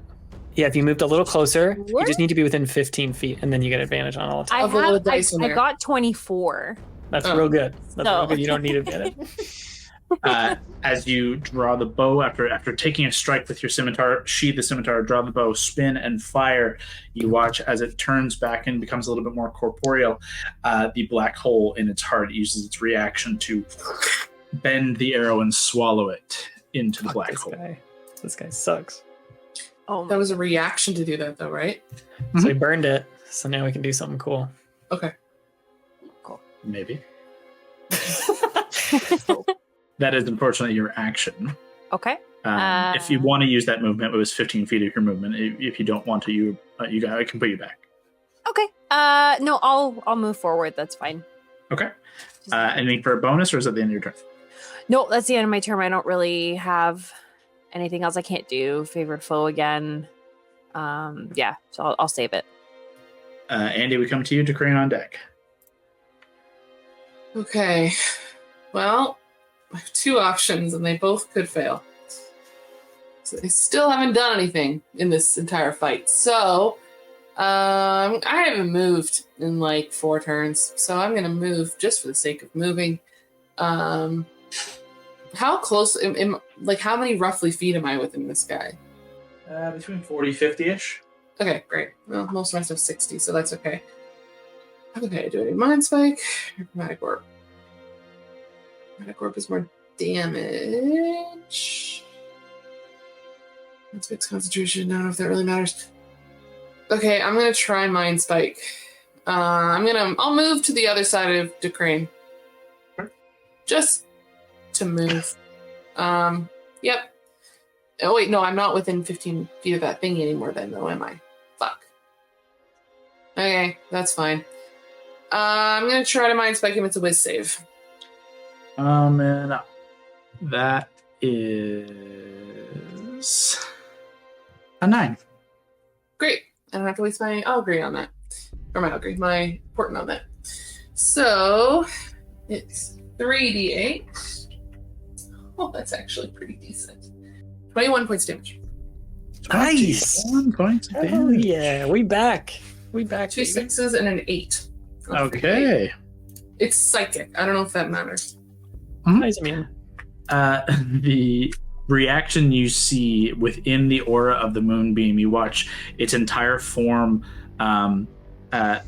burst outwards from the core of the black hole. All of the sinew and everything is like shrieking and twisting and like exhilarating and vibrating before it reconstitutes itself, and the red beacon just burns within you. I think I did my math wrong. I think it's only 20, not 21. But okay. Yes, I did. I did my math wrong. I'm sorry. Damn it. 1 point of damage. One extra point. 1 extra hit point. That's it. The only other cool thing I have that's bonus action does radiant damage. So. Okay. You gonna stay there? Yep. You hold your position there. Top of the round, Decrane, we come to you. Shoot him. shoot this No, yeah, I mean, that's mofo. waiting for this moment. So I pull out the pistol and I'll be like, I've had enough of this. If you take a step forward, you'll get advantage, perhaps. Is he still in the advantage range? He'd have to be one step here. Just in case you Do want you it. want to get advantage, or do you want to save it for a save? I mean, my first roll is a 15. So you can save it then. I'll save it. Okay. A 15 will hit. It does not have its reaction to swallow the bullet, so go ahead and make your damage. All right. Can you burn something in this? Can you make him poop his pants or something? What can you do? He's not wearing. I can. I could use crit. What does that do? Wait. Grit. So Grit. 1d10. I will do dazing shot. Okay. Thanks. What does that do? When you so on a hit, a creature takes damage and must make a con saving throw, or suffer disadvantage on attacks until the end of next turn. Great. You got it. Coming up. Constitution save. That's a 15 total. Oh, the DC was 14. Oof. Close. And in terms of damage, I roll a 1d10 plus 4. And then that dazing shot, does that deal extra damage as well, or is that just the effect? I think it's just the effect. Sure. And it's 3 and 4, 7. 7 points. You watch the shot rip through and tear through the creature and disappear into the warbling energy beyond. The hole it leaves behind rapidly reconstitutes, but it did take some damage. Okay. Okay. That's your attack. I don't think I have any bonus, so I will hold. Okay. You hold your turn there. That brings us to the initiative count 20. At this point, the creature above you watch extend, and the rumbling beneath your feet once more begins to shift, and all of the tumbled rock, pebbles, elements all around the space begins to shift and get pulled towards the chasm as he is going to attempt to bring everything towards him, and I need everyone to make strength saving throws as you feel the gravitational pull towards you. I already burned my advantage, but if you guys I'm haven't, going to use it. what kind of strength did you say, Kyle? Strength saving throw? Enid didn't use her advantage, so yeah, everyone but Augustus has the advantage if they want to use it. I'll use it. I rolled a 17 first and then a 3, so I absolutely didn't need it, but whatever. I'm not going Wait, to use it because I rolled an 18. Okay. Nice. I rolled a 2, so I will be... Hopefully this will work. A 15. I rolled, does a 3 save? Oh my god, that's God. We will find out. In this instance as well, I mean, I'll let you guys choose who rolls it. I need an emphasis roll rolled. Oh, no. I'll do it. Okay. I did not want to be the one to fuck us. This is the dice Allie gave me. I bathed that's it in the light of the solar eclipse. First roll is, It's a 5. and a second Okay, roll. and then 13. The 5 is Five closer still. to the 1, so the worst effect does happen. And it works out actually very narratively, which I love when the dice help me tell the story. Thank you. Enid, what did you roll on the strength save again?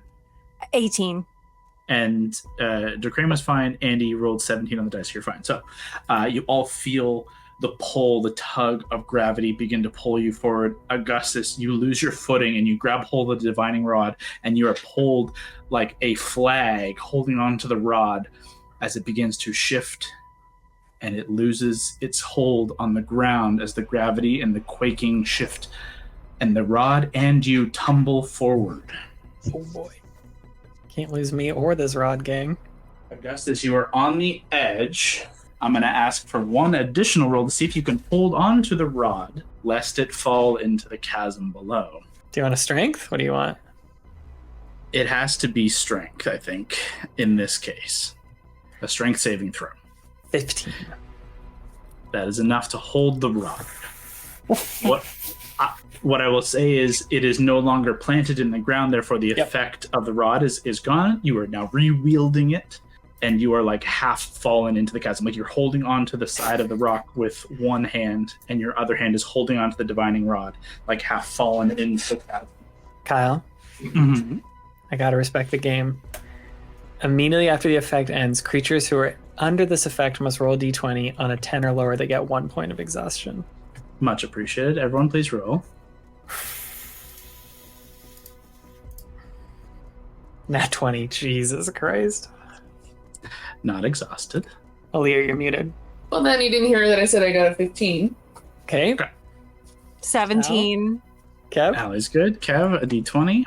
6. Oh. Ability tax, so it's not the end of the world, but it still sucks. Decrane, you gain 1 point of exhaustion. You can add that into the conditions as you all feel the drain of this effect. That was the initiative count 20. Oh, man. Augustus, we come to your turn. Jesus. Do some big. I don't got a whole lot, gang. How many feet am I from this guy? Can I see him? Well, you're still clinging to the edge of the chasm. Would you like to pull yourself up first, or are you cool doing this from the half-fallen I position? think I'd like to pull myself up. It'd be nice. Look how cute I look, though. He's got zoom in on his little body. That's so cute. He's in like a moonbeam, so at least he's kind of lit. Oh, that's kind. Okay. You burn twice as much movement to pull yourself up, so 10 feet of movement to pull yourself up. Okay. You are now within, to your question, 5, 10, 15, about 15, 20 feet. So I can only throw shit at this guy, like my little produce flame thing. I'll do this instead, actually. You know what I'm going to do? Because we just lost that. I'm going to cast Fairy Fire on him. Okay. Go ahead and make a wisdom check for me. Nat 20 again. What is happening? This crazy shit. You are able to get the cast off, and it's a dexterity saving throw, I believe. I don't know. Let me check. It is a dex save. Oh, it is Dex 15. Dexterity, not this fella's strong suit, is a 14. Wow. Awesome. So now people will have advantage on attack rolls, which means, Kev, you won't have disadvantage if you try and shoot this guy. Fine. So, Moonbeam is gone, but Fairy Fire. You watch as specifically around the heart of darkness, this black hole heart with the crimson light, the Fairy Fire is absent, but almost like an aura around him, not touching any of the actual sinew, almost repelled, but still around enough to provide the effect. The Fairy Fire clings. Oof, man. We gotta take him down. And I'll just run back from this edge. I know I got 15. I guess with my bonus, I'll do a little jumpy jump. Easy enough. Ending Augustus's turn, that brings us to the creature's turn. The creature, let's see, do we get our fun abilities back? Oh, yes. Love double sixes on recharges. So, everything is back. We're strong as ever. Everything is bad. How dying is everybody? I got 4 health, so I'm okay. We're going to throw a rock at you. Okay. You watch as this mass of rock on this side, with all of you clumped up pretty much the exact size of the rock. Oh, God. It is going to lift and drop it straight down. Clang. On top of all 4 of you. I mean, I don't think, Scott, even if you save... narratively, you'll just move out of the way. Okay. Great. But even on save, you take half damage. So, I'm just trying to remember if it's a dexterity saving throw. It is. Dexterity saving throws for all 4 of our creatures. I will roll for Allie on her character sheet, so we'll also...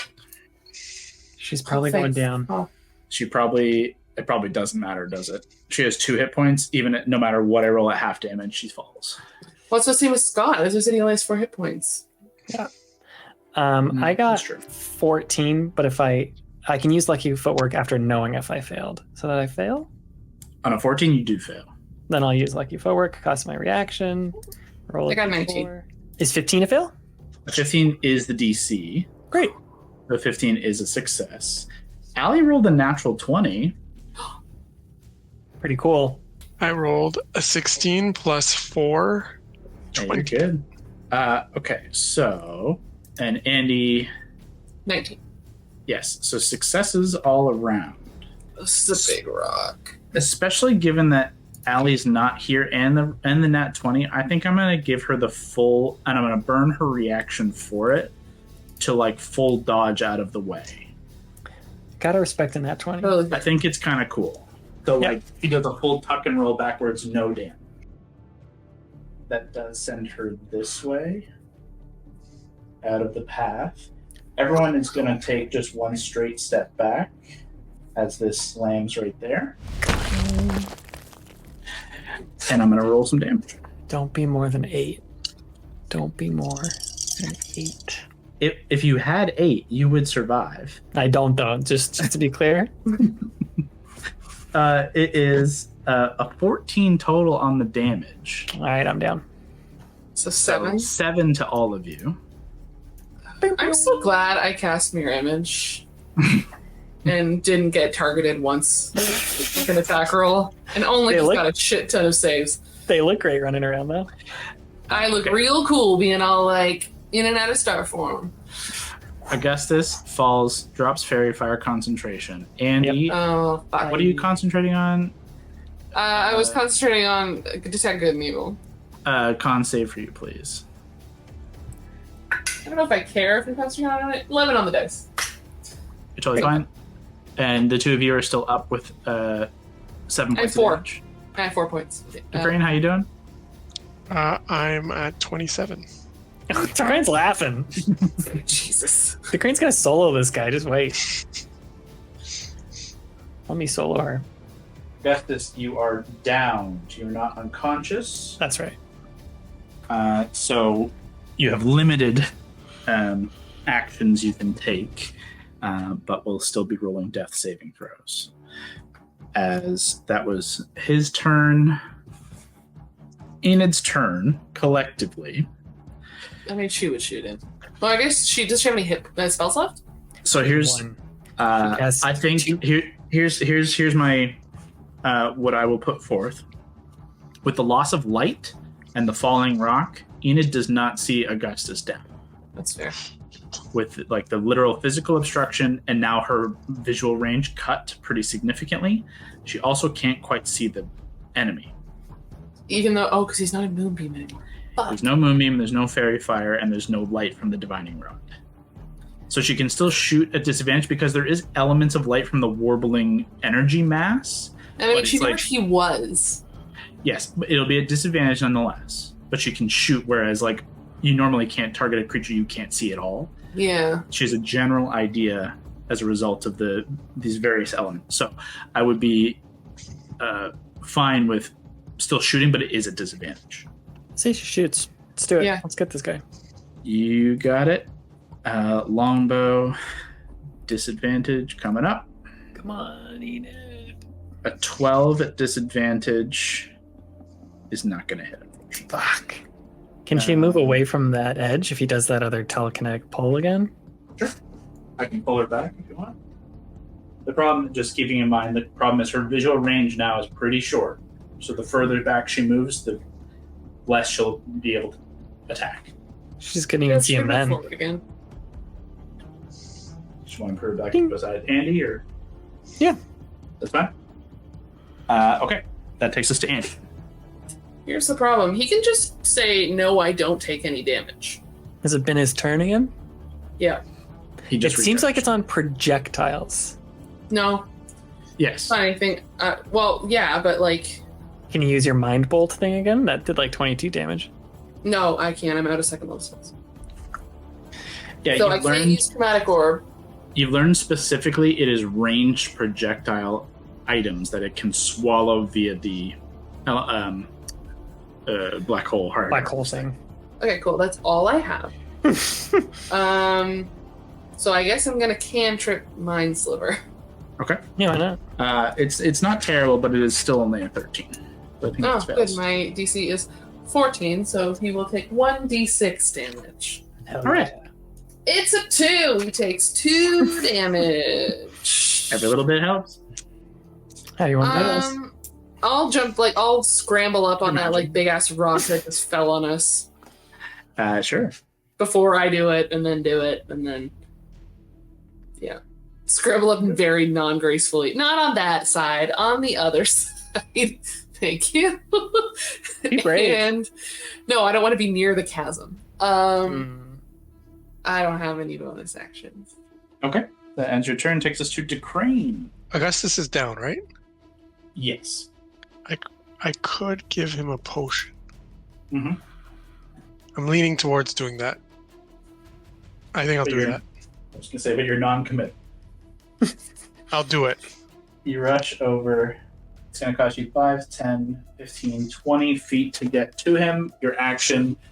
He's still, like, partially conscious. You can see, like blood pooling from the side of his head beneath the fur. It's beginning to mat where the rock, like, heavily collided. It's possible, like, his left ear is significantly damaged by the rock fall, but you stoop down and are able to deliver a potion. Go ahead and roll the 2d4 plus 2 if it's a regular. Let me double check. Potion of healing. I don't think you guys have anything bigger, so it's probably 2d4 plus 2. Yeah. And I'll just say magical abilities, but this will do. Your magic. Have we lost that entirely? No, I kind of like it. Augustus is half unconscious. He's an angel. My vampire angel. So it's a 5. 2d. Would you say 2d? 4 plus 2, 4 so plus 7. 7. Yes. You got more hit points. 2. You got more hit points than me now, Scott. Thank you, DC. That's your action. You still have bonus and 10 feet of movement if you want. I don't think I need to move. And Okay. bonus. No, I don't have anything for bonus. Okay. That ends Decrane's turn. Takes us to initiative count 20. The rocks begin to shift and move. Uh-oh. Down, down, down. Bye, Andy. Whee! 5, 10, 15. To be honest, I did think of it, but I'm like, I mean, it's kind of cool. It's kind of rad. It's cinematic. It's kind of It pretty ends up sick. over there.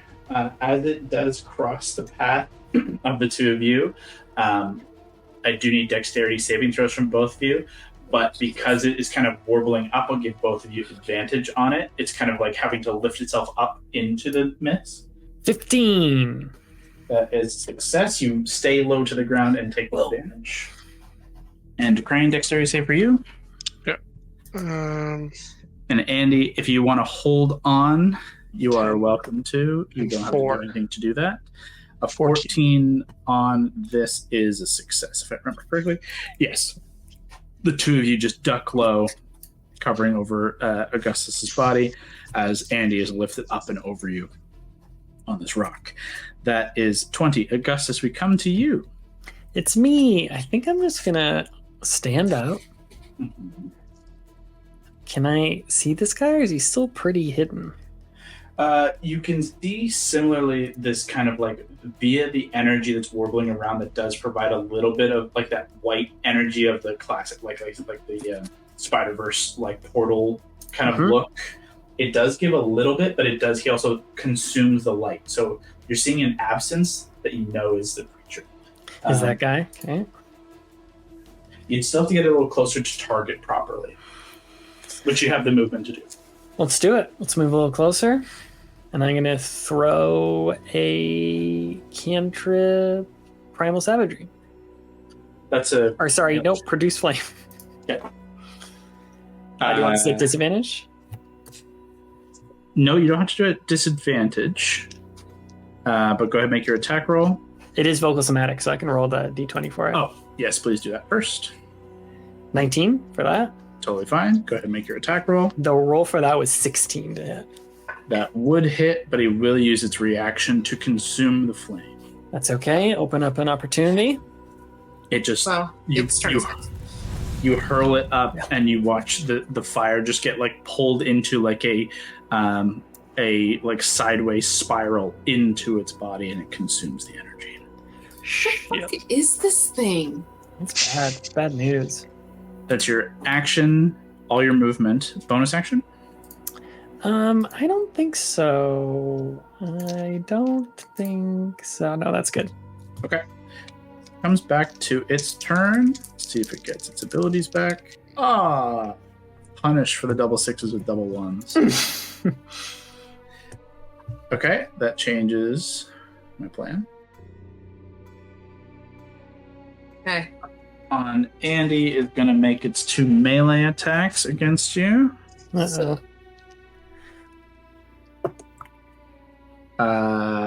Okay, so the 17 and only a 9 on the second. Okay, well, I'm definitely going to at least try to duplicate. Nice. Smart. Yeah.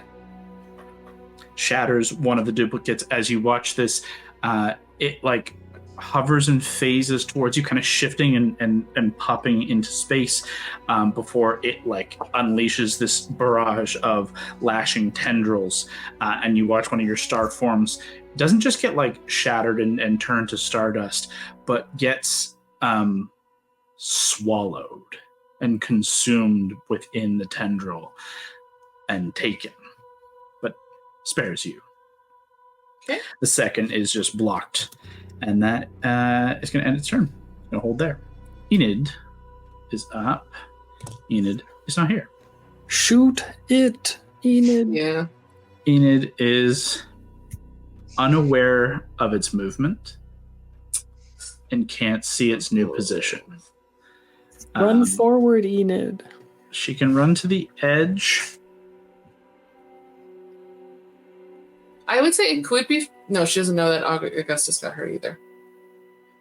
No, she still hasn't seen or heard any of that. And the creature doesn't make really any noise by movement because it just kind of hovers and flies and makes weird shifting movements. Well, a perception check or something? I'm going to make a bonus action perception check. Love it. At a DC 15. And if not, she could always hold a shot too if this doesn't work. Yeah, that is also true. So, perception check, DC 15. Nails it, 24. So I will give her the shot. It is at disadvantage for her lack of sight. But okay. I guess actually she's got a little bit more movement. She'll need to move, but she could get a little closer and negate that disadvantage. Get it, Eddie. Coming up. Action. Wait, she's back. Here. Don't you roll. Wait for it. Yeah. Hold, please. Nettie, it's your turn, and you have a shot. We were about to make a shot on your behalf.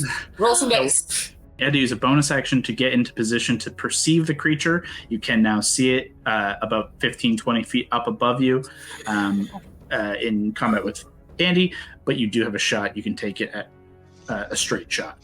Okay. Blah, blah, blah. 24 to hit. That'll hit. Okay. Nice. Only 5 piercing damage. That's okay. Okay. It uses its reaction to swallow the attack. Oh, good. You watch the black hole, which is facing Andy, just shift within its core. Its entire all this sinew just parts, and you watch just at the core, in all directions, this black hole just swallow. It does burn its reaction. It's good. We can use it. Unfortunately, that is the end of Enid's turn. And comes Andy. Great, so he's burned his reaction, so I'm going to take a step back to the other side of this floaty rock because I don't like it. Sure. It will take an attack opportunity. It's Didn't use his reaction? Oh, you're right. Thanks. That's the only reason I'm moving. Well, also so I can actually use a spell without getting disadvantage for a ranged attack. Am I far enough away for that? Yeah, you're fine. As long as you move it out of melee. I'm casting Chromatic Orb again. Sure. I can only do it at first level. Let's see. 16 on the dice, plus 6. Yeah, it definitely hits. And what are we doing for damage this time, y'all? I tried Thunder before. Might have worked. It might have worked. You just spelled I'll try Thunder. I'll try Thunder. It's his weakness. It is not immune to thunder. Oh my god, can you imagine if he said he was immune to thunder? That would suck. Okay, so it's 3d8. Not as good as last time, but still pretty good. That's 11, 14. How do you want to do this? Oh my god. Oh. Okay. Just taking a step back and like pulling any light that she can off like her tattoos and everything condensed in a big ball, and just trying to truck it forward into whatever that thing in his chest is, and just trying to surround that and then letting it explode out. As you condense this starlight energy and try and overload whatever this kind of black hole, this all-consuming heart of darkness in this awful, aberrant creature. You push forward the thunderous energy, and you watch it like does enter into the cavity, this black hole, but it rebounds and almost just like pulsates, and you watch its entire form from within just spasm, further and further, and then bursts. At the same time, all of the rocks tumble down. The energy directly in the middle of this fray erupts outwards. I would like everyone to make dexterity saving throws. Oh boy. 17? 16 for me. 16. 13. None of you are in the immediate area of falling rocks. DeCrane, actually, you kind of are, but you just made enough of a save to avoid the rock. However, all of you are blown back off your feet by the force of this blast of this energy. Andy, unfortunately, as the rock falls, you lose your footing and get rocked by this energy, get sent tumbling ass over tea kettle as the force hits you. Oh, that's enough dice that I think I'm unconscious. It's 18 points of damage. Yeah, I have 4 hit points. You slam into the ground, tumble, and you, in the eruption, you feel where your kind of astral selves, your mirror images are around you. You feel part of your consciousness burst out of you and then rocket back in as unconsciousness slams you into the ground. Your mind becomes a slurred cacophony, a mess. And in between an unconscious state, reeling from this encounter, you see your vision play out once more. Faintly underwater, almost warbling and faintly twisted. And nothing is particularly different as it plays out until you reach what is normally a flash frame of the burning house. This mansion-style home, alight in black flame. And instead of flashing by, it almost halts and pulls in close, and you feel yourself drawn in. The home, this mansion, a manor, this Victorian Tudor, this impressive, beautiful-looking manor, ancient and old and oddly constructed in ways that don't really quite make sense. The flames that lick around it held frozen in this vision, whatever it may be. You see for the first time not to be black flame, but black tendril. Inky ichor, much akin to that in which these creatures wield. It consumes and holds, bursting through windows, holding and winding around pillars, cracking and breaking.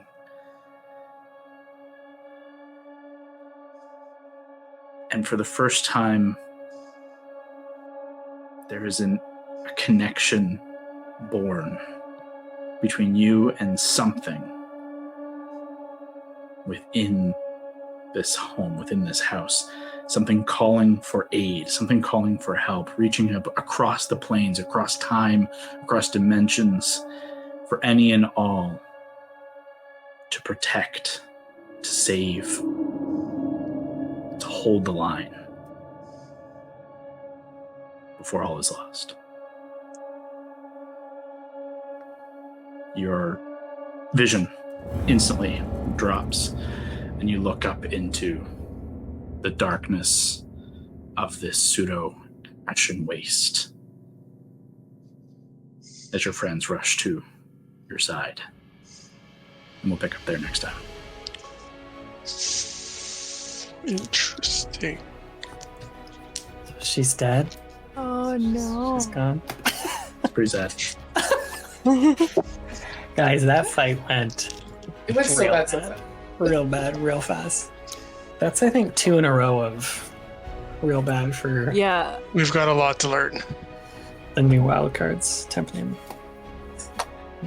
Yeah, I'll be honest, in my planning part of this, I was like, yeah, they'll definitely just pull out of the darkness weird place and reevaluate and try and think of what have we learned from the first fight? What can we do better than Keep next going. time? Should we heal more? Should we take a rest? Keep going.